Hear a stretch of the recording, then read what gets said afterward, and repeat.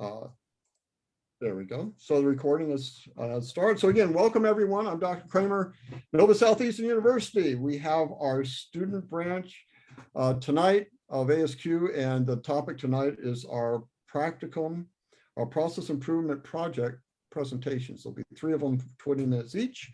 So teams of 3 students in each of 3 companies, real companies making real results. Arbitrarily, we gave them letters, team A, B, and C. So I guess, so we're not confused, we'll just go in alphabetical order. We'll start, if okay, with team A, since it's now 7 o'clock. Again, for those just coming in, welcome. And so I'm gonna let team A, which is the New York University Insurance. So whoever can go ahead and share your screen from that team, and we'll get going. So welcome. There you go. I am sharing now. Can everyone see that? Yes. Okay. Yeah. So my name is Shayna. On my team is also Jewel and Laren. Laren is our point person who works at NYU Langone Health. And so he'll give us a little bit of a background about the company. If I can just click here. There we go. Okay. So NYU Langone Health is the CBO, so the Central Billing Office for New York University, the school system that we all know in New York. And basically our company has decided to start shifting a lot of jobs down here to the Boynton Beach location in Florida. And we also have a sister office in Las Vegas. So we handle the medical billing for the various hospitals and medical practice locations across New York. And we also have an office in West Palm Beach now and one in Delray. So we handle all the medical billing, and that's where our project comes in. You can go ahead to the next slide. So this is the firm House of Quality. So we kind of looked at it from 3 different customer views. There's the firm, which is NYU Langone Health. And we just said that their focus is really profitability, market share, customer satisfaction, just the things that tend to be important to any company that's in business. Even though they were things that we could not tactically measure or know the impact of, we also wanted to acknowledge that patients and the insurance companies also play a role in the overall billing and healthcare process. And so that's why those 2 customer groups were mentioned here, even though you don't see the customer rating.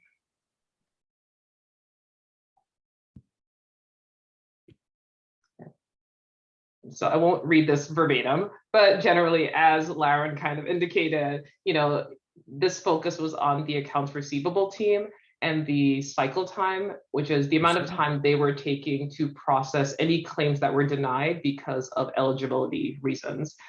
So when he brought this to our group, his senior management had noticed that that particular queue was just kind of growing longer and longer, and they had a few $1 million sitting there, and it was just taking a very long time for them to resolve it. And so that's kind of where we came in with our goal to reduce the time that it took to process those claims. Okay. And then this is the project QFD. Again, we kind of looked at, what the project maybe could impact and how we thought it could get there. Again, most of our focus is really going to be on employee training, and we felt like that was one of the areas that we felt had a lot of impact or could be impacted by a lot of the different hows across the top, and in turn impact the cycle time.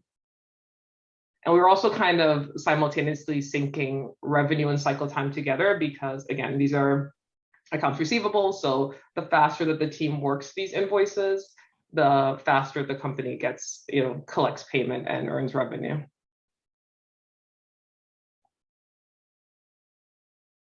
I don't own this. This is just the signed charter by our sponsor. Okay.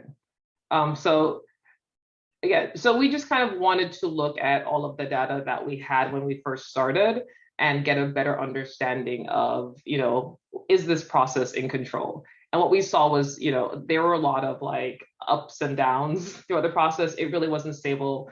That as they were processing it, the amount of time that they took to process it was very kind of all over the place, and it kind of spanned these long bursts of time. As we get into the other slides, we'll focus more on that, but this is, again, just a part of the beginning part of the PI process, is to understand if the process is stable so that we can make other conclusions about it first. And as you can see, like, just even if you don't know PI, squiggly lines outside of red lines is always bad, right? Okay. So we kind of took the initial data that we had, and as you can see here, that the numbers at the bottom, kind of represent how long was it taking the AR employees to resolve these. And so at the time we kind of took this snapshot, which was in August, there were things that had taken like up to 215 days to resolve.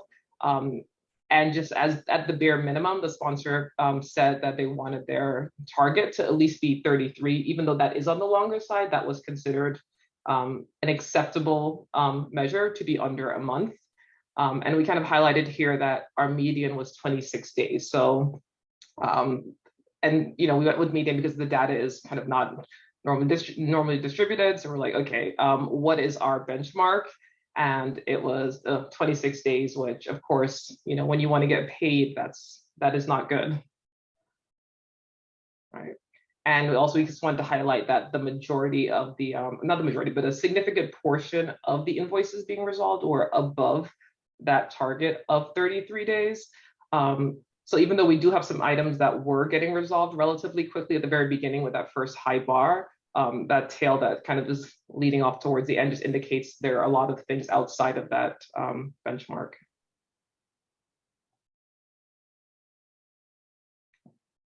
I'm going to talk about that, Joe. Yeah, so we made a value stream map about the process of the pass at the project start, project flow. So it actually was 26 days. And we saw this, you see like the red circle, we saw that there's a huge wait time. And we realized that the claims weren't being processed right when it came into the queue, but it was just sitting there for a long period of time before it was worked. So we realized that was where we would focus our most attention on. And we projected for this project that we wanted to do it to 20 days. So that was our goal, to reduce it to that. All right, I won't dwell too long on this. We just kind of wanted to see if there were any other factors in the data that we had that maybe were related in some way to the cycle time, and we just couldn't find anything. So we kind of moved on from that. Okay. So you can talk about Lauren here. Okay, so the root cause analysis. So we decided to do a root cause analysis to find out what was really the problem. Why are these claims sitting for so long? They come into the queue, they're not being moved out. So what could be the holdup? So we broke it down into 3 categories of people, system, and process. So for people, it was more so like inadequate training, as our QFD mentioned, that if we can make training better, maybe we can get these things out. And we also found out that there was some staff non-compliance. So people weren't working things in the best way possible. And then we also went through a period of being short staffed. So people were leaving the company because of the vaccine mandate. They didn't want to get it, so they would leave. Some people felt like it was too much of a workload, and then some people were leaving leaving the company for better pay somewhere else. And so then when it comes to system, our system updates would sometimes throw off some of the processes that we had in place. And so that was part of the problem. And then the reporting wasn't always up to date with what's the real aging, what are we really looking at in these work queues. And then for workflows, there were frequent changes because we were implementing a new system to hold all our workflows. And then there were some inaccuracies that we found, and we're even still finding some of them, of how we can do things better. And then there's definitely a lack of flow down information from the top down, with some things not coming down, and managers needing to review a whole lot of things that sometimes that takes a long time because it's going through so many hands. So based on that root cause analysis, we came up with just a case for improvement. The one thing we learned kind of early on in this project is you may have a lot of ideas or a lot of things that you want to touch, but you can't touch everything. which is why for some of these, we listed them as out of scope, because obviously our project was only 2 months and there's only so much that you can realistically manage and fix and touch within 2 months. I mean, we're very fortunate that Laren is so close to the process and works with the team, and he can implement a lot, and our sponsor and his direct managers are very vested, which is very helpful. But obviously there's only so much, right?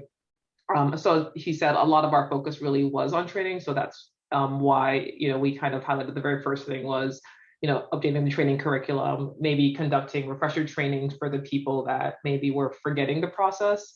And as you saw from the value stream, and as Laren pointed out, one of like the biggest things we knew that we could do right away was ask the staff to work things just first in, first out, because as if people were just picking things in any order, that was definitely a recipe for things just kind of sitting in the queue and not getting worked. And something as simple as working on it in the order it came in, we believed that would have an immediate impact on the number.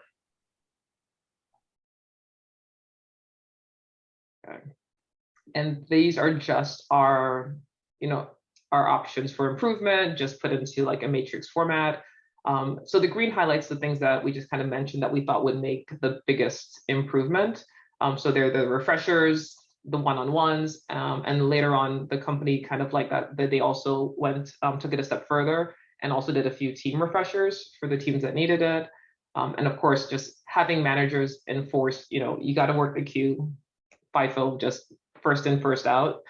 So that's why these were highlighted, and we believe that we could make an impact. X is where we assessed that the process was, and P was our project goal, and T is the long term. Okay, so this is our pilot data. They started to implement some of these things at the end of September. So immediately we saw a change. Initially, the one I showed you before, these bars were on the right side of this 33. And obviously it was a shorter span, but you can already see that, more things are shifting to the left, which is what we wanted. And of course, this is very promising. So we, just continue the path and continue to implement the suggestions and the improvement options that we worked on with them. Okay. So this is the improve phase. I just want to kind of throw in that one of the things that we learned from this is that, and we'll show later, like the final numbers was now the range is a lot smaller. But we were still concerned because we were still seeing, a lot of these erratic behaviors. So we started digging in a little deeper. What we found was that, there were still some invoices that the staff couldn't resolve on their own, and they had to go to managers or get additional help to resolve them. So obviously that's something that needs to be explored. But again, with a 16-week window and finding these, out within the project, it's not something that we could, impact directly within this window. So, we kind of said that this is something that's going to have to be addressed for in future phases as, as a part of the continuous improvement process. But it is something to watch. But even though it is still, there are occasionally some invoices that cause, the process to go a little out of, to take longer. Overall, the results are significantly better, which we'll show in the here and in our next slide. Mm-hmm. Okay, so we were able, we wanted to have our target for the project to be 20 days, and we're able to do 2.5 days. Even though the process was a little unstable, that's a significant improvement from our target. So that's about it. Okay, and this is just as we're comparing where we were versus where we started versus the end of the project. So the one on top is the initial chart that I showed, and now below here the results, where you can see that there's a lot more data significantly to the left of the company spec limit. We start off with a median of 26, and in the post, implementation of those improvements, we're now at a median of 1, which is good. And again, this is just the one I showed before was the pilot, and this, again, the same story, just understanding that, there is some instability in the process, but it's an acceptable risk and just something the firm needs to monitor and continuous improvement. And we just wanted to also show the comparison, statistically prove that, there really was a difference, not just eyeball it and say, So up here, initially, this is where our median was, the range, and now we kind of have this huge gap, and just showing that, you know, at minimum there's a 20-day improvement in the two, since the improvement options have been implemented.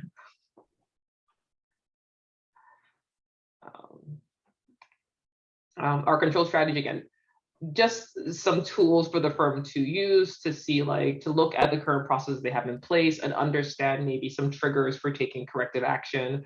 Again, we won't go through all of this. Some of them they were doing, and we said that, you know, yeah, they should continue doing. And some of them were new that they have embraced and will continue to implement going forward. And again, the triggers are just, you know, understanding when to take these actions and how to course correct. We also include a communication plan. Again, some of them they're already doing and some are new. Again, it's just really more about bringing the issues to light, making sure they're touching bases within their organization, and just doing a lot of the updates that need to within the system and communicating that throughout the team and the staff.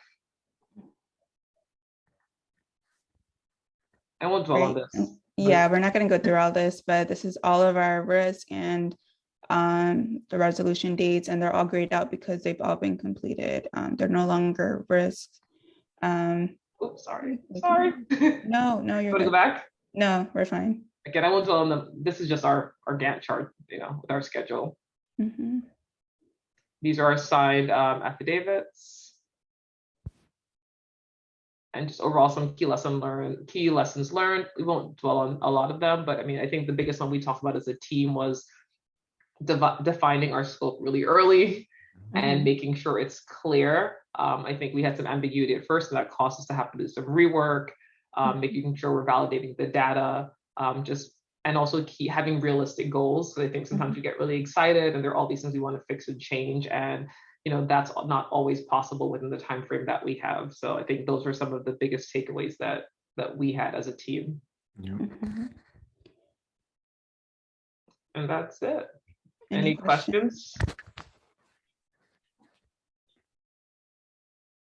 Yeah, so at the early part, she showed these things called QFDs, and if you're not familiar with those now, most of my students are, but if some of you aren't, it's basically a mapping tool that shows on the rows are what the customer wants, all the different segments of customers.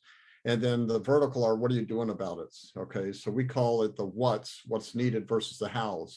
How are you going to get it done? And then those relationships and the importance of those relationships or the significance of those is how you understand your leverage. And then to the far right on the rows is your actual customer assessment. In other words, it's important not what you think how you're doing, but how your customer thinks you're doing in these areas. So we assess, we try and close the gap. That's the goal of the teams, is to, you notice they started with the firm, then they went to the project, because the project doesn't exist unless it actually impacts the firm some way significantly. So they had to understand that first.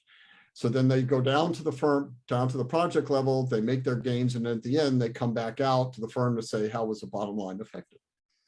So that's what you'll see as we keep going. Any quick questions before we go? Excellent job, perfect timing. Thank you, Team A. I have just one quick question. Yes, please, go ahead. I'm sorry, I'm Christy, I'm from City Furniture. I was curious, and when you discovered that they were not following the standards and you identified that some people weren't doing the best way, was it an issue with the standard itself, or was the standard truly the best way, and just getting them to follow it in major improvements? So part of it was actually, it was something that was implemented early on when we started working in the Florida office, but then it's kind of like it became a little lax. So then people kind of started cherry picking and choosing what they thought was easiest based on trends that they would find, instead of actually looking at what came in first and then working these things out. So then management, when we came up with the project, was like, okay, now let's do a real focus on this. Let's get these things out of here because they're sitting for too long. Mm-hmm. Yeah, and also I think to ask if it's a true source of that standard, it is if I'm not mistaken, Lauren, it is like a regulation, right? Because it's an insurance company. So we were gonna do an MSA, but because it is a regulation, it doesn't matter if it's really accurate. It's like we have to still enforce it because Got it it. is a regulation. Yeah. Cool. I look at the distribution of the charts, and they're not normal. Yeah. Also, they're they're not not. normal at all. And before to make conclusion using, what do you use expire R chart? Why do you pick that type of? Why? control? Yeah. Oh, Marco. Well, we tried it to see if putting the data into groups would improve it. I know in one case, in one of our early stages, when I chose larger subgroups, it did actually help to normalize the data. We had the Darling Anderson was kind of over the 0.05, and the data was normal. So it's just an attempt to kind of work with the data a different way and see if we can kind of extract anything from it. But no, yes, you're correct. The data is not normal, not So normal, not stable. So, and also you have a lot of non-random problems, like the COVID problem. That's very difficult to get rid of it.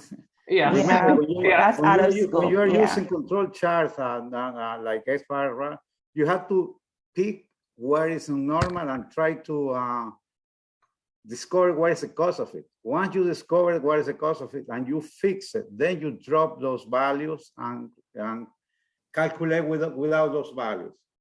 If you don't do that, the type of information you can get for the control chart, it won't work, because correct. it's not normal. That's how it's supposed to work with control charts.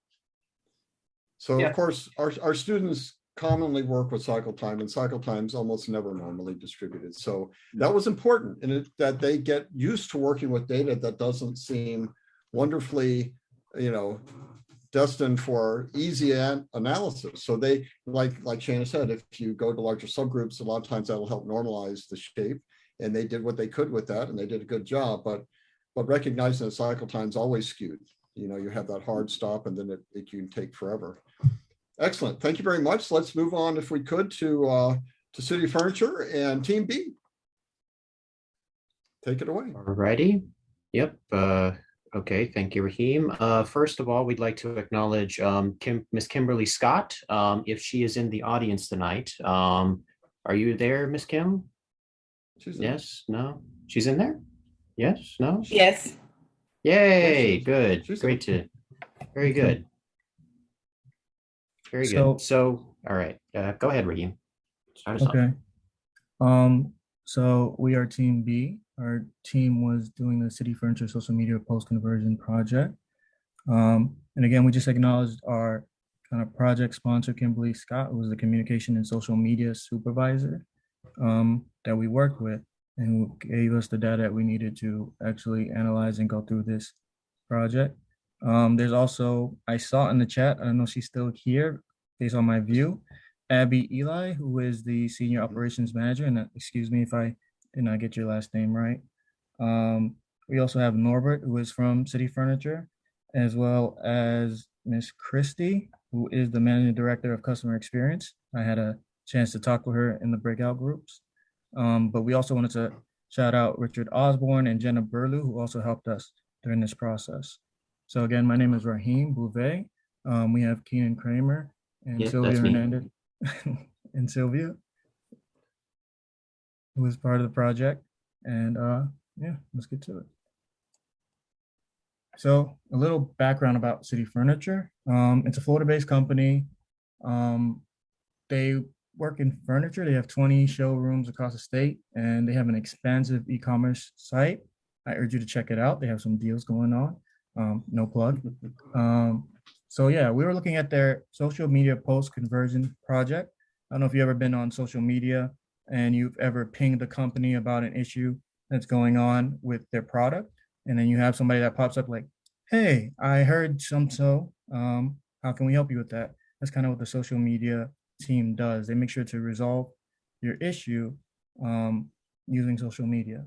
So this is kind of the process that we learned with talking with Kim and her team regarding the post-conversion process. So there's a first engagement, which is that initial hey response, whether on Twitter, Facebook, or any other social media platform. And they respond in a negative post, of course, because if you have good posts, you want to highlight them. But the focus of our project was the negative posts because we kind of want to get those out of there. Then there's a resolution process.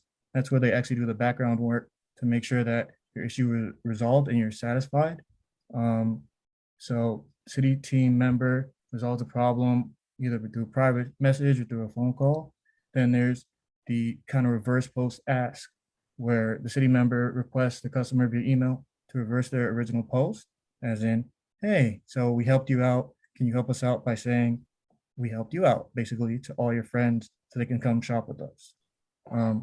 So here comes the problem. The percentage of converting the customer's negative post to positive comments was about 14%. That's what we got when we talked to Kim and her team by the end of July. That was the data set that we got from January to July. And the company's goal was about 25% monthly.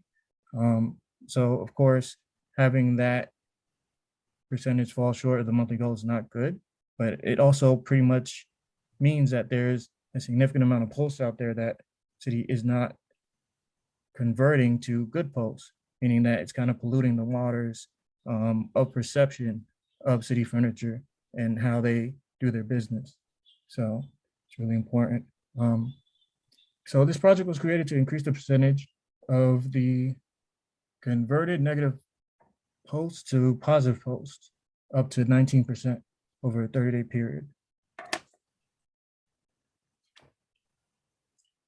So like Dr. Kramer explained before, this is our QFD, our household quality.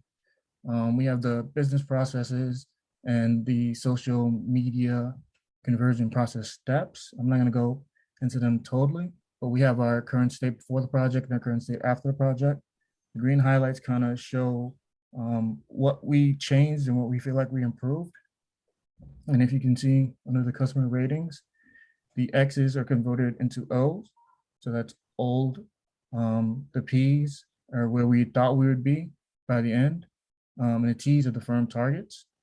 You can see that those converted, the P's were converted to N's, which is the new area that they're on, as well as the T's are the same.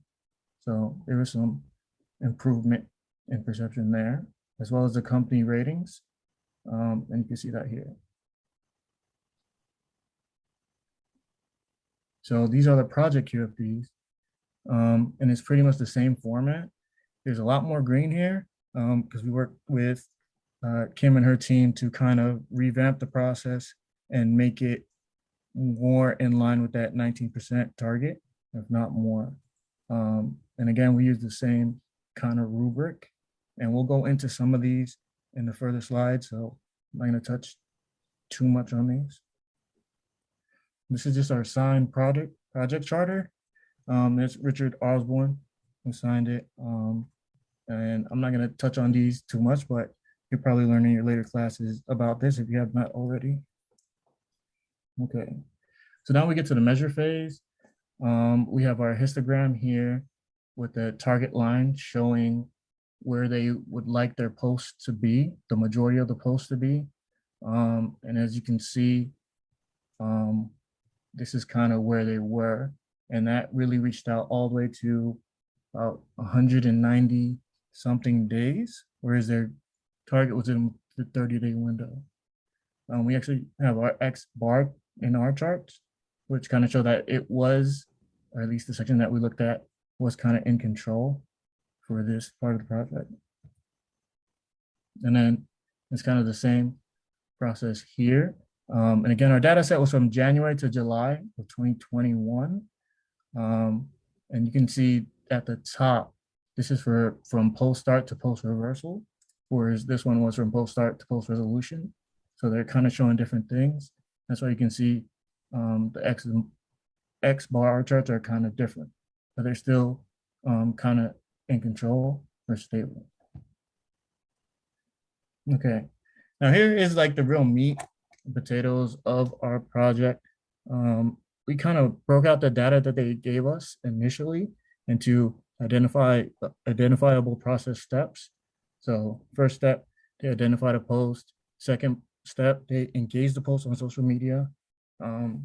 We had to kind of estimate the responded by customer section because in the data we got, we didn't get that part of the data. I'm not sure if they were really tracking that, but we got the resolution. We got the customer satisfied in 30 days. We got the reverse in 30 days. We have a project target of 19%, and we have a company target of 25%. And these percentages in between are kind of the conversion percentage. So there was a drop from the 628 to the 535. That's about 85% were engaged, 46% were responded by customers, 87% of that 42% was resolved, 94% of those resolved, the customer satisfied, and of that 186% of customers satisfied, there was about 57% that were actually reversed, leading to that 14% reversed in 30 days. So this is just our value stream map. Of the process as we saw it, we're talking with Kim and her team. As you can see with the bright red ones and twos, there were large delays between process steps and kind of a lack of customer incentives that led to low yields for the process. I'm not gonna dive too much into that because we got a lot more slides left, but those are the major problems. Okay, so to address each of these issues from the measurements that we got, we had to engage in a couple of different analysis steps. And the first one that we did regarding the engagement step was to perform a gemma, which with identifying the different engagement messages that were being put up to answer the question like, why was there not very many. Why was there not as great of an engagement as there could be? And why is there so much a delay between, getting from that engagement message to the customer actually responding and getting to possibly resolve the post? So these are just some examples that we were able to see. They all basically summed up to have like a brief apology about the issues that they've experienced, and that they asked for the order invoice number, as well as to contact Citi with their customer information at a certain email or through private or direct messaging. Keep going.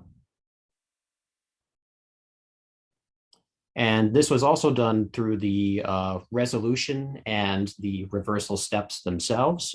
Specifically, we noticed that during the resolution step that there was a certain air of uncertainty in there, because according to the standard operating procedure that they have, they actually evaluate the result of the resolution by team member intuition, which implies a very high risk, a very high uncertainty in those assessments, because now you have a bunch of these customer resolutions effectively being closed off too early, with the customer satisfaction of that resolution being offered completely being unknown. And which leads to all these yellow bars up here that you see up at the top, these top halves, those effectively might as well have been customers that might have well said no to their resolution results. So these were like missed opportunities that we thought that Citi could strike upon, that we'll touch upon later. And from the reversal step, we saw that there's kind of like three ways that the customer agreement could go as far as addressing the resolution, as far as like addressing the reversal step process, in which the customer could refuse to want to reverse the post. If that's the case, then the team would cut the contact with them, update the log, and send them a gift basket in return for their cooperation. Or if the customer agrees but doesn't reverse their post within, say, that 30-day window, then the team closes it out already. And if the customer does agree and reverse the post, then the success is documented there. But there were some issues that we saw there that we would address later. And so this is kind of our root cause fishbone diagram that we developed based off of these different steps, as well as some of the circumstances that were surrounding these steps. Like for the post-reversal step example, we found that there wasn't really a follow-up after the customer complaint was resolved to kind of encourage the customer to reverse their post. And again, going back to the customer saying, no, I don't really want to do the reversal, even if they're happy. So that leads to a high satisfaction rate, but a low reversal rate. And regarding the platforms that were being analyzed here, when in the most frequent ones like Google, Facebook, Twitter, et cetera, there didn't seem to be a focus on the most frequent platforms either. And during the resolution step, there wasn't really that great of a visibility for this kind of a data. Like we said before, the customer response step was not really being tracked by city themselves. So this was a very big issue. And then you had, of course, the customer engagement that was resulting from this. So, and the communications themselves, they weren't really that efficient enough. Continue. So this led us to develop these lists of weaknesses that we found across each of the steps. So many of them were dealing with the incentives for engaging with city in the first place across, for actually contacting with city or for even reversing the post. There wasn't a time-bound framework to actually encourage this problem to be solved quickly and for the reversal to happen quickly. There were no follow-ups happening within these process steps, and there was no clear resolutions like shown in the resolution process there. There wasn't a clear yes or no answer that they were getting as well. These were just some of the issues that we found. Continue. So that's when we came up to these proposed solutions for each of these steps here. I won't touch upon every one of them, but some of them were involving changing the script to one that incentivizes that timeliness and empathy with the customer so that city can solve their problems. And a lot of it was through the follow-ups in some of these steps and just making the information a lot clearer for city to understand, like applying that yes or no answer survey at the end of the resolution step to make sure that the customer is indeed satisfied or not. Continue.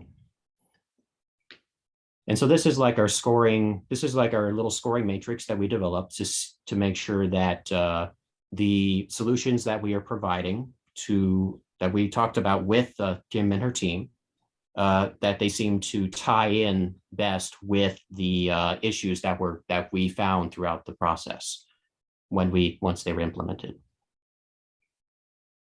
And so this is the pilot data for each of those steps that were being measured.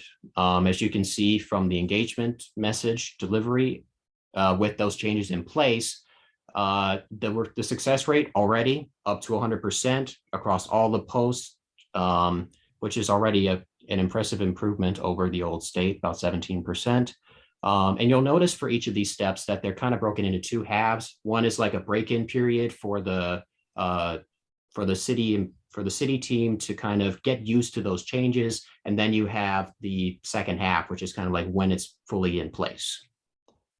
And the big thing to notice about each of these steps is that even though there were either like little changes within like the central tendencies of these steps being shown, it wasn't conclusive to show if the step was in fact improving or deteriorating according to these blue lines that you see here, which are the confidence intervals that were placed around that central tendency that we calculated.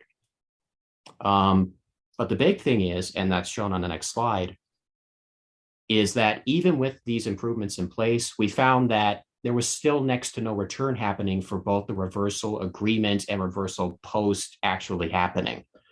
And from the confidence intervals here, they still show that there wasn't really a conclusive improvement in those steps over time. So we had to address that with Kim and her team.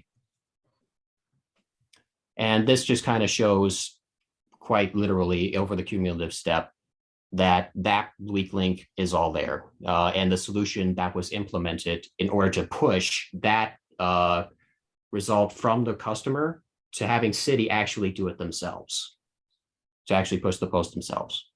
Continue. And so this is our improved value stream map. As you can see, the delays have been greatly reduced. The yields of the steps themselves have been improved. And the immediate reversal step at the end there, immediately capturing the happy customer image without that extra delay, that extra uncertainty. Continue. And so this is kind of the before and after of the information that we showed at the beginning of this presentation. We can confirm that cycle time wise, from the post start to the resolution step being completed, we did achieve at least a minimum of 2 days reduction in that time. Continue. And this just shows the stability of the process before and after the results were the results were tabulated. And it's the same case for the main process, which is from post start to post reversal. Once that extra change had been put in. So that has led to a confirmed minimum of 6 days reduction in time from the post start to the reversal. And again, this is the stability demonstrated before and after. And as a result of these improvements being implemented, the process is now behaving within that expectation with the variability that was considered for the actual data within that project target, since these improvements have been implemented, which makes this project, thankfully, a success for us. All right, and so, go ahead. Okay, so this is just our control plan, the handing over of the plan to City Furniture social media team. To kind of keep up the results. We have broken it down into steps, 3 steps, because we hope that the initial resolution call and the customer problem resolution happens in that same call. So we have that as 2A and 2B. And the 3rd step will be reversal update post from City social media team member. Yeah, keep going. This is also the communication plan. A lot of this they were doing already, but this is just internal communication for City to, again, track their progress. This is our risk register. All these risks are things that we faced during the course of the project that have been mitigated. So we have experience mitigating those risks for future projects. And we had it documented in this. This is our Gantt chart showing our milestones and our gates throughout the process. So these are our lessons learned. I'm not going to delve into this too deeply, but one of the most important ones is Gemba walk is key. You need to do the Gemba walk so you can see it from the eye level of the kind of frontline people, the people who are actually doing the work. For measure and analyze, it's keep it simple. If you can't explain it, then it's not going to help them. Also, Dr. Kramer is here to help because he was a big help throughout this project, and he is a resource that you should utilize all the time, even if it's tough to sometimes. And lessons learned to date for the firm. This is what we believe that we try to portray to the city regarding this project. Mainly visualizing the data can help with crafting interventions. We learned that from Kim throughout the course of this project, they've never seen their data put in the format that we put it in. So it was really important for them to see that and kind of make interventions and kind of see how they were doing in a visual sense. And then this is just our signed Six Sigma Black Belt affidavits signed by Kim, who approved of our project. And that is the end. Excellent. Questions? Very nice. Quick question, maybe. Thanks, and I think it was really interesting. Was there a discussion around incentive plans for the team at City Furniture that actually manages this based on success or incremental success in the process? Yes, actually, that was actually part of the continuous, kind of like a continuous improvement suggestion that we put to Kim and her team for this process within the future. We just didn't have time to really show it within this process, within this presentation anyway. And one follow-up quick question also, thank you, is in terms of voice of the employee as part of the measure phase of your process, or even in the initial scoping, did you talk much with the folks that are actually doing the work, and did you bounce off your ideas with those folks during the process? We did so in kind of a forum with Kim and her team in the beginning. Sadly, they couldn't attend some of the meetings towards the end, but we showed our presentations, we showed our improvements, and we kind of made it a sounding room for them to kind of air what they saw was right with the process, wrong with the process during the meetings that they could attend. So great, thank you. Okay, perfect. All right, how about we move on to quality importers, Team C. So please go ahead, take it away, Taylor. And can do. I'm gonna go ahead and share my screen. Yes.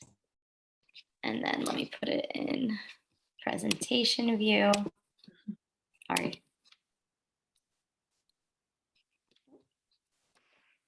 So we are quality importers, and my name is Caitlin Garcia, and I worked with Taylor Torres and Blanca Guerra. Unfortunately, Blanca couldn't be with us tonight, and neither could our project sponsor, but we will get started now. Taylor. So the company and background. So I work for Quality Importers Trading Company, which I put like their blurb from the website there, but we are a wholesale and distributor of cigar accessories and humidors. So if you've ever been in a cigar shop and you see the giant towers that they hold the cigars in that keeps them humid, we manufacture those and then we distribute them. So that is Quality Importers. Our annual revenue is around 8.3 million. So it's interesting as this project goes along, like how much revenue we have with how processes are kind of run. So this was a very interesting project for the both of us. So this is the first firm QFD, which you've already seen the other two presentations, but these are the essentially defining what the firm idealizes and what they were focused on. So we did include the green Ps are where our project was intended to improve these specific what's and how's. We weren't touching everything for the firms, but I did notice that the project overlapped with improving, creating SOPs and KPIs, standardizing training, improving inventory management, and on the far right being the maintaining the largest market share just because of the way we were able to reduce the cycle time, which will go into the problem statement.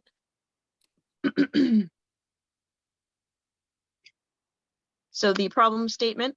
So our warehouse in my job was having an issue with the back order cycle time. And what the cycle time we were stuttering was when the container arrives from the port. So with our back ordered product, the back orders get printed to the warehouse, they get packaged, and they get shipped out to the customer that's now been waiting for 6 months. For any of the sponsors and anybody in their own companies that are knowing the port issues, it's a big slowdown on production. So we were focusing on that cycle time to see how we could reduce it.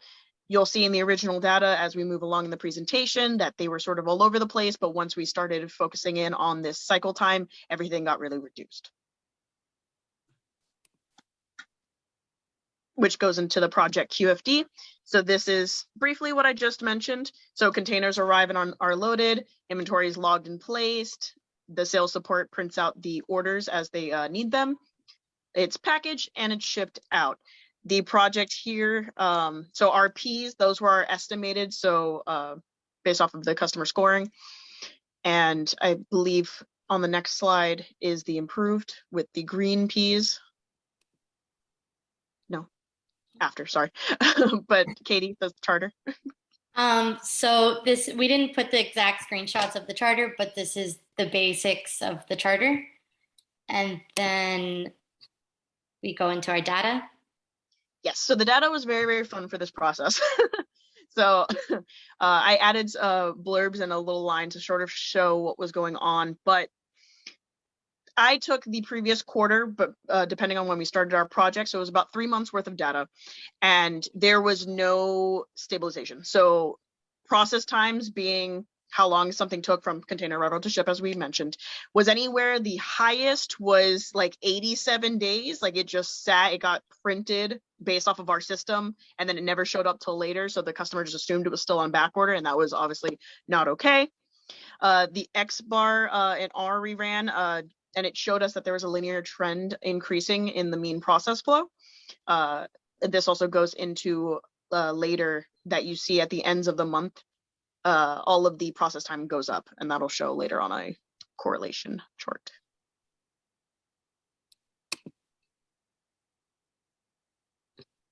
And then this is the value stream map, and this basically shows the process more mapped out. And this took about, the entire process on average took about above a week for the items to get shipped out for back orders.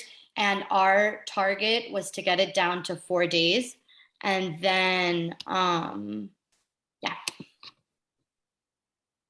So this is the correlation graph that I was talking about. So we ran this run chart on the original data, and it showed us that, so these spikes that you see are towards the end of the month, because for whatever reason prior, towards the end of the month, they were focusing really, they were emphasizing the shipping and really trying to get everything out. I suppose they were just sort of lax at the beginning of the month, but we were able to address this later. So these were the root causes that we were able to identify. We identified lack of organization, back orders not being prioritized. They were mass printing things. There was also a low morale and a lack of manual labor. So for example, when really big containers came in, there wasn't enough manpower to get it out on time and to get everything where it needed to go, which is why it had such a long time to ship. And then also some mechanical issues like a poor printer and the malfunctioning shipping label printer. And then so we proposed the following solutions. The 4 main solutions that we proposed, and we weren't able to get all of them done because obviously we have a short amount of time for the project. But we proposed to have the sales printed directly from a system that we had them implement, which is called ShipHawk. And then we also had them implement shifts for container days, spilling into night work basically, so that it's within 24 hours that the work would get done, or to have more employees hands-on for the unloading of the trucks. And then also to update the printers and to organize the warehouse in a way that things just flow easier. That the last one is the one that we weren't able to get done because of logistics.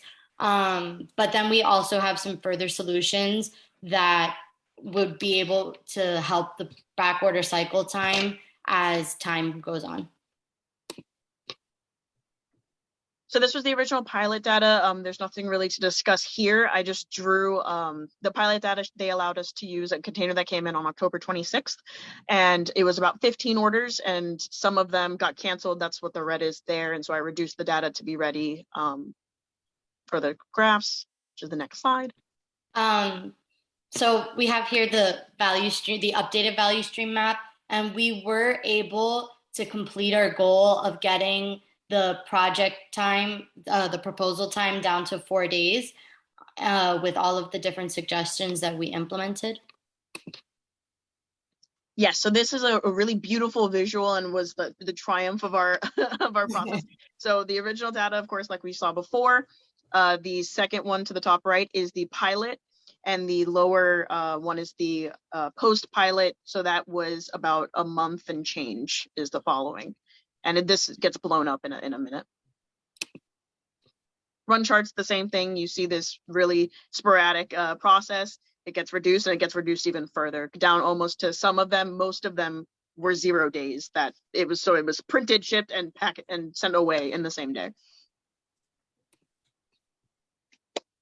So again, blown up. You see on the right, the pilot data, because it was 1 day, is obviously a little smaller, but the median there was 1. on the right, which is the next month and a half. The median is 0, excuse me, on the pilot, and the median is 1 on the post pilot. The X bar is blown up. Everything is a lot more stable, well within the controls, and by the end there, it's almost perfect. Their little blurb on the red box is just stating that we have a main key account shipper, so the very, very large accounts. There's one person who handles those. That was also part of the recommendations we talked about with the sponsor, but he was out on vacation, so you saw the time go up, so it just showed how vital he was, and I showed that to his manager. So that's why we disregarded that data. It was outside of the scope because he was on vacation. We can't control that. So here's our control plan table, and I'm not going to go completely into this, but this is basically outlining how to put in place the different processes that we suggested for improvement. And then here's our communication plan. And this is all, again, this is what we suggested to the company for communication for internal needs. And then here's our risk register. Here we have mitigated most of the risks here. A lot of some of them we didn't actually, we had added them because we wanted to consider all risks and how to mitigate it, God forbid there was any issues. And then here's our updated Gantt chart, which shows that the project has been completed, and a copy of the signed affidavits. And then here is our lessons learned. I think the most important lesson we learned was to do things with time, because it allows for delays and errors. As Taylor had said earlier, we had a lot of delays because of the shipping issues and the supply chain issues going on. So if you give yourself enough time to complete the different parts of the project, then we had a little bit of wiggle room left over. And that's it. Thank you. Excellent. All right. Well, thank you. I'm so proud of all of you. It's wonderful. So yeah, to Caitlin's point, we actually front load this. We try and get all the projects done by Thanksgiving in case we have like a weather event, like a hurricane. So we have our own little management reserve wiggle room, and we didn't need it, but now our students are happy because now after Thanksgiving or now, they have nothing else they need to do here. So that's a good thing for them. So, so for all of you students that are, headed this direction, this is the type of comprehensive project work that not only you'll do here as a function of our curriculum, but this is the type of stuff you'll do as real PI professionals. Okay, you'll be looked at to be leaders in your organizations to help people through the whole domaic thing, from how to make sure the process, where does it fit within the firm and define, how to measure things correctly, including maybe measurement systems analysis to know if there's any subjectivity, to analyze and look for correlations, regressions, anything that try and give you clear lines of sight to root cause. And then of course, going into improvements and making sure that you come up with some, and then actually pilot them out, test them out, and then measure them. And then statistically, which implies managerially, know what the magnitude of changes are or are not. Even with the city furniture one, the pilot data showed that, it's indeterminate that there's improvements, but within their range, they're still at a win. Okay, so that's important. What you don't want to do is hey, I got a 6, now I got a 7. That's either good or bad. No, wait a minute, because those are just samples. So it's really important that our students appreciate that as we take samples, the management implications come in only when you have enough data, conclusive data, and they shouldn't jump the gun. So that's really important. And then of course, the follow-up, looking for control, for making sure that the firms can sustain and continue to improve and make sure they're set up to succeed so that they don't come back and get reabsorbed. So I'm thrilled. I appreciate you all for coming. This has been recorded. It's going to be available to our students, not only the one graduating, but our new students coming in so they can review these as they get into their projects. Thank you for all of our sponsors and our interested observers to see our students. And we've had roughly a dozen students become certified ASQ black belts coming out of our program, and that'll continue. We have students that are now PI consultants, Kara being one of them. So we have a wide variety of students, and this is a unique program at NSU. It's one of the only ones I know of that actually includes process improvement as a function of an MBA. So we're quite proud of that, and we work to a very high standard, and our students, they bring it. So I'm proud of all of you. So good job, everybody. Thank you all, and have a great evening. And thank you all. Have a great night. Have a great night. Thank you. Good night, everyone. Thank you for coming. All right. Thank Bye. you, Professor. Have a good night.